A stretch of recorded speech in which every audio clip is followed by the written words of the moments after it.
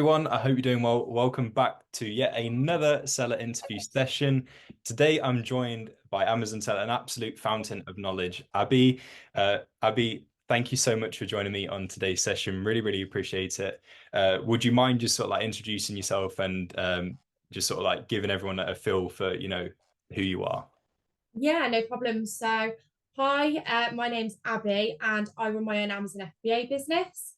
So I first started Amazon at the end of 2022, and my business is mainly focused on the wholesale method. I've also recently started with private label as well. So I'm currently focusing a lot of my energy into getting that up and running.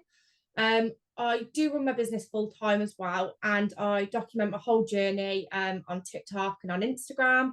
And I absolutely love doing that because I like to be able to kind of share with everybody what I've learned.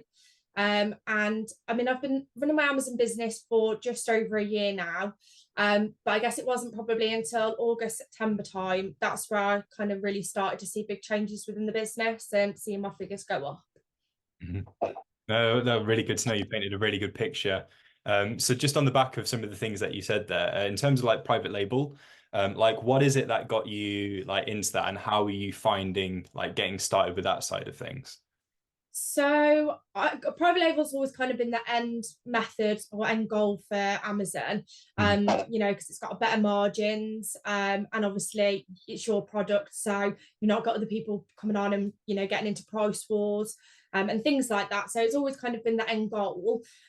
So I actually am doing a mentorship at the moment, and I'm kind of in my product research phase. So it's definitely a lot harder than wholesale. That's a given, because there's so much to kind of learn with it. You've got things like IP. Obviously, you've got to be talking to suppliers out in China and East Asia. So there's like so many different steps into actually getting a product. And obviously, you're going to be branding it yourself. So I guess it's just a case of there's a lot more to learn. And I'm kind of just learning as much as I can at the moment. Yeah. In terms of of like finding suppliers that can, help you out with this private label side of things, like do you have any tips for anyone that's in the same kind of situation that wants to get started with private label, but they're not sure about, finding suppliers, like which ones would be like the right ones, and how to contact them? Like, do you have any tips for anyone in that kind of position? Personally, my tip would be just to get a mentor because I'm only just kind of getting that information. Yeah. So I'm only just kind of starting to look at different suppliers that I can go out to. Mhm. So I probably wouldn't be the most expert person to recommend, where to go for suppliers, but I would 100% recommend getting a mentor because it just saves you from making a lot of mistakes. You can think you're looking at the right product, or you can think you're talking to the right suppliers. There's things like documents and stuff that you're probably going to need to request from suppliers. And there's so many things that you probably don't know you need, when going out to them, that having somebody that's already experienced doing it, I would say is definitely the way to go. Yeah. Yeah, no, that's a very good point. And when you got started with selling on Amazon, uh, did you have a mentor then, like with getting started, or did you kind of like learn bits yourself? So when I first started, I basically started by just looking at absolutely everything I could on YouTube, on the internet, TikTok, Instagram. And I started, like following a lot of the people that do it because there's a big community, of people that do Amazon FBA. It is. And I went and found a mentor because, and the price that I spent on doing a mentorship program, I would have spent that probably in mistakes, on maybe products that I shouldn't have bought, and things like that. So yeah, definitely the way to go if you want to learn. Yeah. No, that's a very good way of looking at it as well, like in terms of like the money that you invest into the mentoring side of things. No, that's a very good way of looking at it. And so like taking it back a little bit more, um, like prior to getting started with Amazon, like what was it like job wise that you were doing like prior to that? And then how did you like actually come across like the whole like Amazon opportunity? Yeah, so I worked as an account manager for a driving company. So we used to work with loads of different businesses and companies and manage the risk and compliance. So for me in that particular role, and I'm so thankful I actually had that role, because it gave me a lot of confidence when calling suppliers, because I got used to being on I got used to being on calls. I got used to, Teams calls, doing demos, things like that. So it gave me, the confidence to pick up the phone and actually speak to a supplier. But to be honest, I wasn't enjoying my job. I was, really overworked and I was exhausted. And I had a lot of things going on in my personal life as well. Yeah. And I just said to myself, I am made to do more than just work a 9 to 5. I know I've got it in me. And I was so motivated to change my life. I don't want to do the boring same thing every day. And I was like, something's got to change, and if I don't make that change, then this is going to be my life forever, and I can't deal with that. And I'd seen a couple of videos of somebody on TikTok doing it, and I was like, oh, what's this? And I started learning, and I was like, I can do this. And I was like, I just absolutely threw myself into it, learning. And then that's obviously then when I got a mentor, and I was like, I'm going to invest, because why not? What's the worst that can happen? I can invest, say, £2,000, right, to start with. Yeah. And I can, I could lose it, but what I can gain from that could be incredible. So I was like, what have I got to lose? So like how much, so anyone that's like obviously looking to get into like the Amazon side of things, like do you have any like recommendations on like kind of how much someone should set aside to get started initially?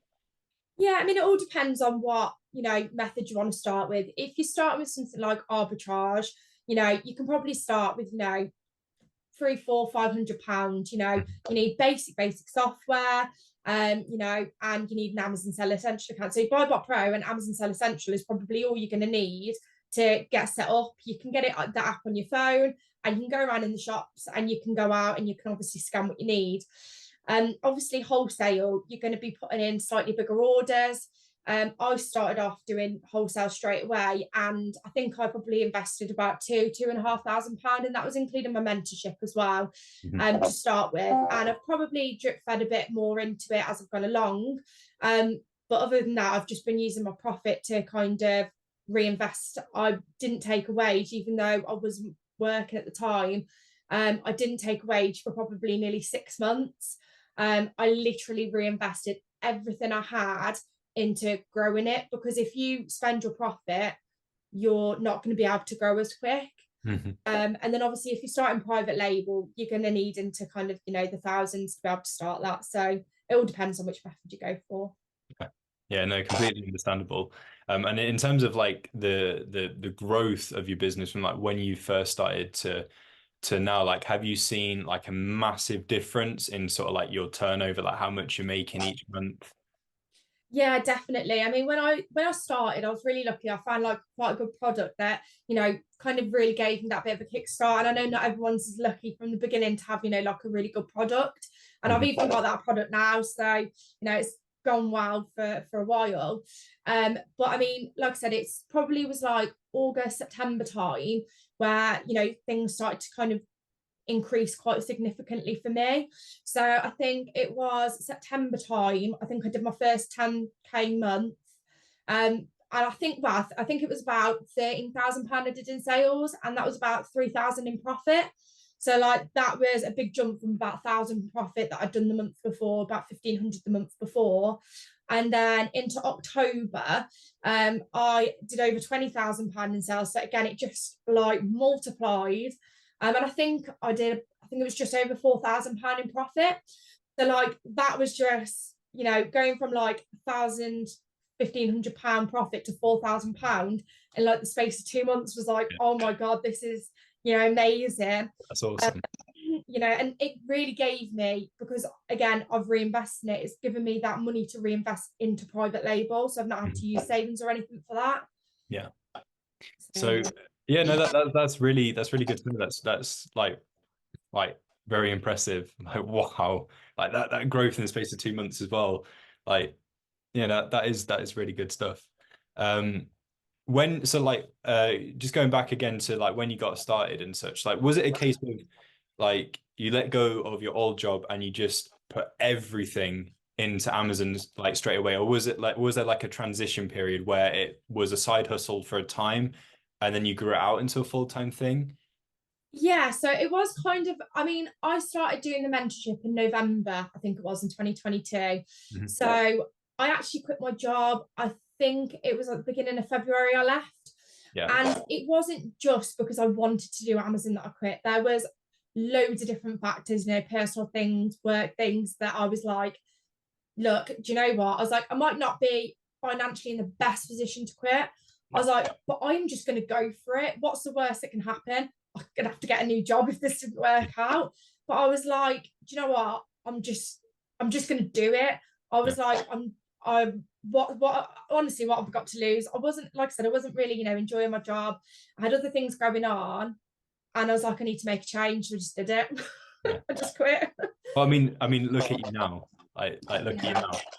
Like if you could, so like you right now, if you could go back to like the start and you could sort of like tell yourself anything, it could be like a bit of motivation, a bit of advice, like what would be sort of like the main thing you'd go back and tell yourself? Just keep going. Don't give up. Yeah. It will happen. If anybody wanting to get started, it's just get started. Like make the jump. It can be scary. I mean, I was at my job for quite a long time. I wasn't on an awful wage, and quitting your job to go and do something like that can be scary. And I wouldn't say to anyone just go quit your job and just start this. Definitely not. But don't be scared to just take the jump and try something new, because otherwise you're going to be, doing the same thing if you don't make any, changes. Yeah. Yeah, no, completely understandable. With with obviously you finding the mentor and such, and like all of like the help resources that were out there for you then, would you say that there's kind of like more out there now in terms of help than then, or do you feel that it's like stayed kind of like the same? I wouldn't say it's too much. I mean, there seem to be quite a lot of people, I guess, doing mentoring. When I started, I don't think a lot of people maybe did so much live mentoring, as in like just here's a PowerPoint presentation. Yeah. Obviously, when I did my mentoring, it was like 8 weeks and it was live. And it was everything I needed to actually set up my business as well. So there was kind of everything to it. I mean, obviously, you've got to be, do your research, of who's doing the mentoring for you. And, I mean, look at, I guess, what they've achieved, just do your research. And I think there is, still plenty of people out there that can give advice. I mean, there's loads of people doing things on TikTok and on Instagram that literally give out free advice as well. You can go out and speak to anybody and, reach out to people, network with people. I'm always happy to answer questions for people that come in my DMs. I mean, I wouldn't necessarily say I'm this big expert, but I have got a lot of knowledge that I've gained over the last year. And I'm always happy to help people when, they ask. Probably too much. But no, like as I say, as I said at the start of the interview, like you are literally a fountain of knowledge. Like I see the stuff that you post all the time, and like I'm always impressed by the kinds of things that you cover and that you come out with. And like some of like the way that you put stuff as well, like it's very like down to earth. Like some like not everything requires a complicated explanation. Like when you bring it down to basics like that, I find that like really useful. And so yeah, like for anyone else, anyone that is out there that is sort of like looking for that kind of thing, Abby's channel is great. We're going to talk a bit more about that towards the end of the interview for anyone that's interested in following a journey.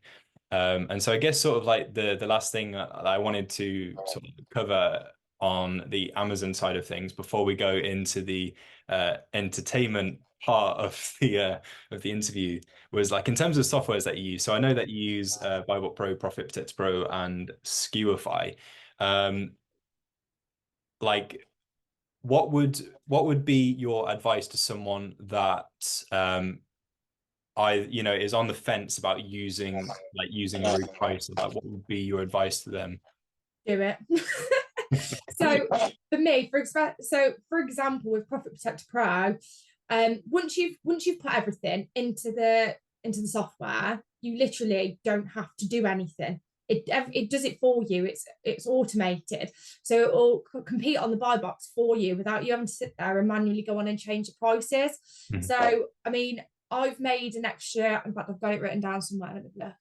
I've made an extra £1,276 since April just from having that one software, and I've had to do pretty much nothing to get to it. So, I think that's pretty impressive. And no, I love that. I love hearing stuff like how much like PPP can like help you out, and like truly unlocking that profit potential on all of the listings that you use it on.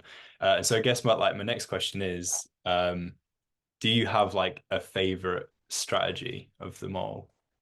Yeah, so I always start out on the dynamic profit builder. So any listing will always start on that. And then if I'm happy with the profit and I'm happy with sales, I leave it where it is.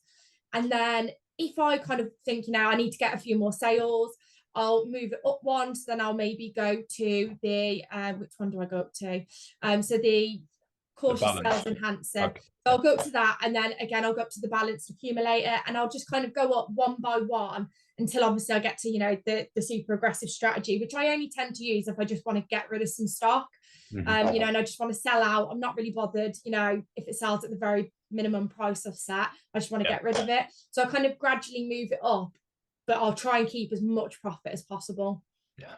Yeah. Now, I find that question like really interesting to ask as well, because obviously everyone has got a completely different answer, more or less, and like different reasonings behind why they would use a strategy. So yeah, but the dynamic profit builder, it's a great one. Like, I mean, the clue's in the name, building that profit.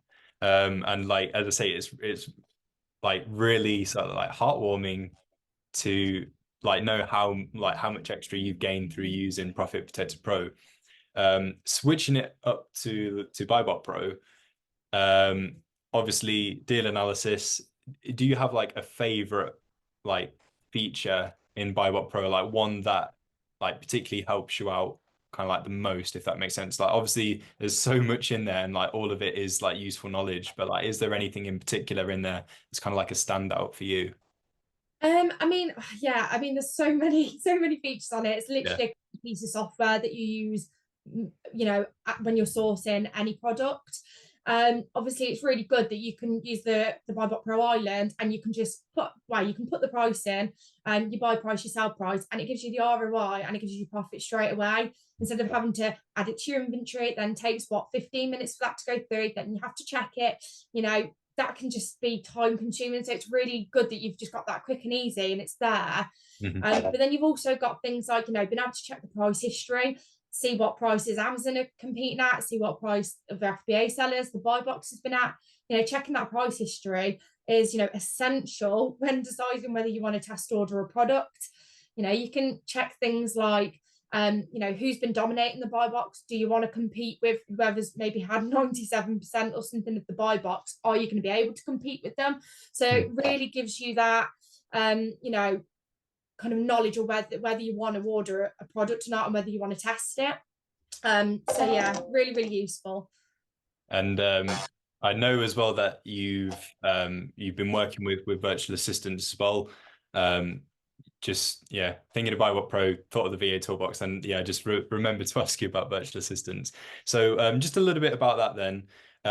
At what kind of point in like in like your Amazon business timeline did you go, right, I need a virtual assistant? Like at what point did you feel like that was like a necessary thing to have? So I started looking for my virtual assistant. It was like around, I think it was around the end of September, October, especially once obviously things like my sales had started picking up. I kind of just needed that little bit of extra, hands-on just with some sourcing. So I took on my VA. Yeah, I think she started with me in November. Obviously she had to go through training, the hiring process. So there was a lot to be done there, which I outsourced that to another company. But yeah, she started in November, and I had her through the VA Manager toolbox on BuyBotPro, and I was able to manage things like her time that she was logging in, logging out. There was so many good features.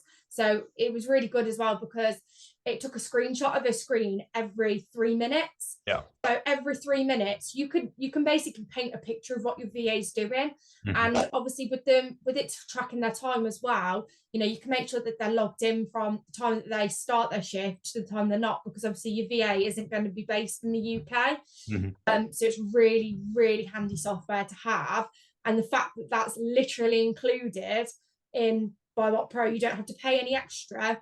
I mean, when I first got my VA, I was looking at software for that, and then I found out that it was included in BuyBotPro. I didn't even have to go out, and it's so simple to use as well, really easy, and it's easy for the VA to use as well. They just pop their email in, press the button, and they're logged in. So it's really, really good.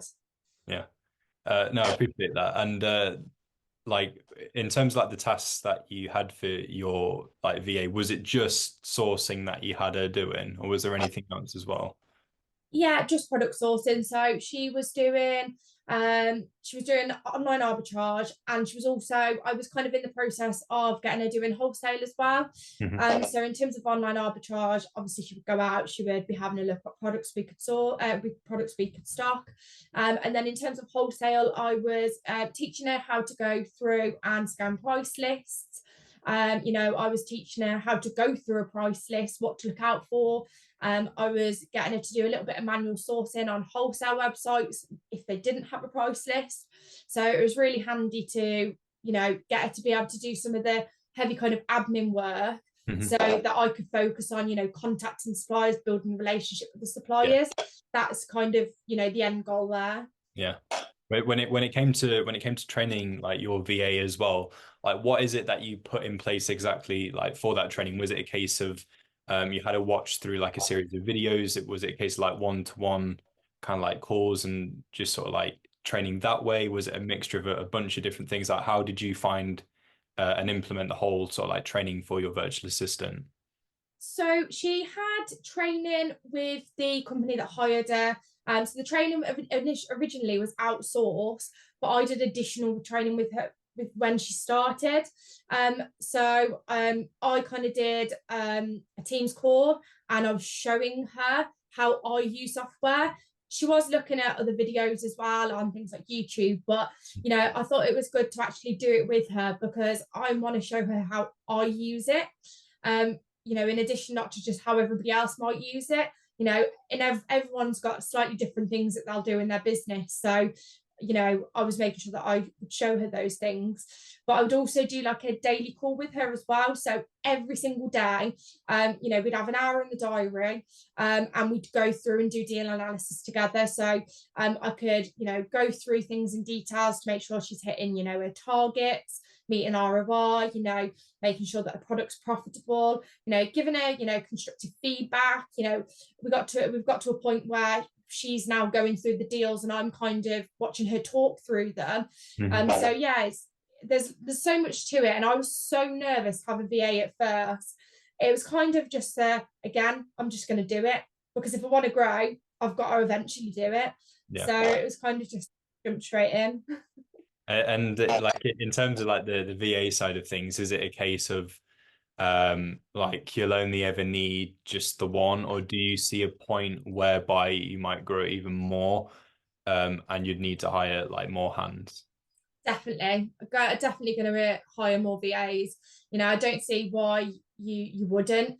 At the end of the day, having them additional hands on board, just to even help with product sourcing. You can hire an admin for, just hire a VA for doing admin as well. They can do multiple roles, just because they're not here with you in the UK or where you're based. There's plenty of reasons why you should have a VA, and I'll definitely be having more than one in the future. No, really interesting to know. Yeah, all of that stuff about like virtual assistants as well is not something that we've had on one of these interviews before. So anyone watching that was sort of like thinking about it or like getting into it, those are some pretty good reasons right there for just going ahead and getting a virtual assistant in your business, because they can really take a lot of the weight off of your shoulders, and they carry out those like essential tasks that keep the business moving. They do it all for you. And obviously BuyBotPro, as you say, has got the facilities in there to, help you like manage your virtual assistants with like timings and screenshots, and they can send deals to you that way as well.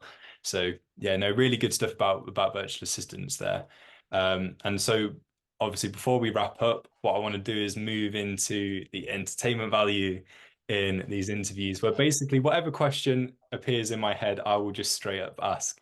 So I guess my first question is, like this one's a bit of a chiller one. So when you aren't working, when you aren't like actively doing tasks in your business, like what do you find is like the best kind of way for you to unwind and like chill out and you know take time away from the business to have like that you time? Like what's some of the things that you like to do?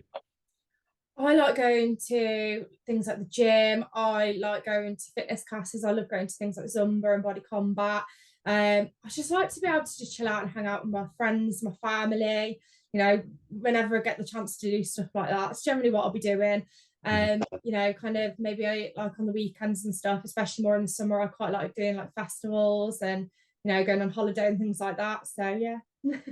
What's like the best like concert or festival that you've ever been to? I went to Hideout Festival last year in Croatia. That was really good. And the year before I went and seen Arctic Monkeys. They were really good as well. But yeah, I mean I've done quite a few festivals, so and I'm going back to Hideout next year. Nice, nice. Um, yeah, no, yeah, I think those like the gym especially like a really good way to like release like obviously everyone needs a way to sort of like chill out and have like that release as well. So yeah, the gym is an excellent one. When you like how often like do you go in a week? So I mean, including like my fitness classes and stuff as well, I try and probably go maybe 5 times a week to like a gym or fitness class. But I've also got as well, it's behind me somewhere. I've got like one of those walking treadmills that go underneath the Right. desk because if I can't get out because I'm busy or like I'm really engrossed in what I'm doing, like the other night I was doing, we had a call when I was doing my private label mentorship. We had like a call, and I just got my treadmill out and walked for like an hour and a half for the call. So it's just like a way to do both. No, I mean I've literally got like right down side of my desk. I've literally got like a couple of weights, one of those like resistance bands as well. It's like when I'm waiting for something to like upload or download or something like that, I just like oh just a couple of reps while it does what it does. So yeah, yeah, working out while working. It's an easy way to get it in, isn't it? Yeah, yeah, exactly.